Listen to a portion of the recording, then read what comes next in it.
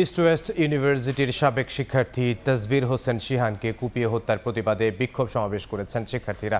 দুপুরে রাজধানীর আফতাবনগরে ক্যাম্পাসের সামনে এই সমাবেশ হয়। এ সময় শিক্ষার্থীরা অভিযোগ করেন শিহানকে পরিকল্পিতভাবে হত্যা করা হয়েছে। শিহান তাঁর ফেসবুকে ভারতীয় আধিপত্যবাদ নিয়ে লেখালেখি করতেন বলেই সে দেশের গোয়েন্দা সংস্থা তাকে হত্যার পরিকল্পনা করে বলেও অভিযোগ করা হয়। দ্রুত হত্যা রহস্য উন্মোচিত না হলে কঠোর আন্দোলনের হুঁশিয়ারি দেন শিক্ষার্থীরা।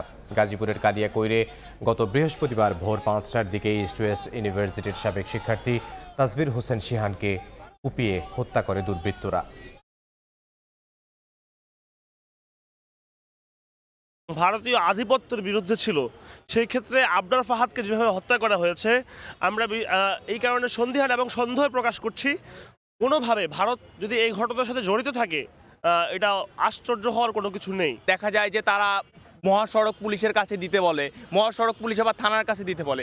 এই ডিলেগুলো হয়েছে এই লাশ নিয়ে, এবং এরপরে আমরা দেখি যে আন্দোলন না করা পর্যন্ত পুলিশ কোনো ব্যবস্থা নেয়নি, মামলার কোনো অগ্রগতি ছিল না। আমাদের কার্যক্রম একটু স্থগিত রাখবো। আমরা যদি দেখতে পাই যে প্রশাসন তাদের প্রক্রিয়া আবার স্থগিত করেছে, আমরা আবার মাঠে নেমে পড়ব, আমরা আবার রাজপথ কাঁপাবো।